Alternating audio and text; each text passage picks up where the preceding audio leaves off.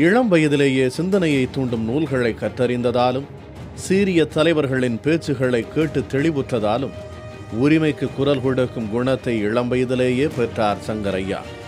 தமிழக இடதுசாரி இயக்கத்தின் ஆசான் என அறியப்படும் என் சங்கரையா இன்று 96வது அகவை காண்கிறார். மாணவர் பருவத்தில் சுதந்திர போராட்டம், விடுதலைக்கு பின் மக்கள் பணி, மக்கள் நலன் சார்ந்தவற்றிற்காக குரல் கொடுத்தல் என தன் வாழ்நாளை சமுதாய பணிக்காக அர்ப்பணித்தவர் அவர். தொழிலாளர்களின் நலன் கருதி அவர்களது உரிமைகளை காத்திட சங்கரையா ஆற்றிய பணிகளை நினைவு கூறுகிறார் இந்திய கம்யூனிஸ்ட் கட்சியின் மூத்த தலைவர் நல்லகண்ணு. தமிழ்நாட்டில் மாணவர் இயக்கத்துக்கும் தலைமை தாங்கினார்.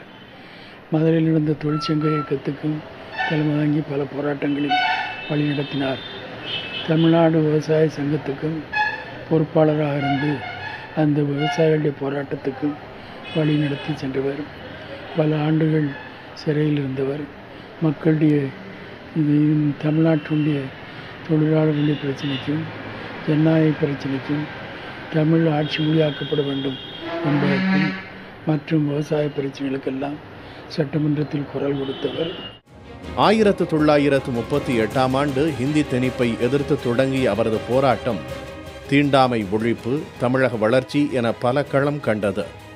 8 ஆண்டுகள் சிறைவாசம், 3 ஆண்டுகள் தலைமறைவு வாழ்க்கை என எடுத்த பணி செவ்வனே செய்து முடிக்க அவர் தாண்டிய தடைகள் ஏராளம். 3 முறை சட்டமன்ற உறுப்பினராகவும் பணியாற்றிய அனுபவம் உடையவர் அவர். ஆனால் காந்திஜி அவர்கள் தன்னுடைய இறுதி நாட்களில் நிருபர் கேட்டபோது இந்திய மக்களுக்கு நீங்கள் விடுக்கக்கூடிய செய்தி என்ன என்று கேட்டபோது அண்ணல் காந்தியை சொன்னார், என்னுடைய வாழ்க்கை நான் மக்களுக்கு விடக்கூடிய செய்தி என்று சொன்னார். தோழர் சங்கரையா அவர்களுடைய 80 ஆண்டு பொதுவாழ்வு என்பது இன்றைய இளைய தலைமுறைக்கு முன்னுதாரணமாக அமையும்.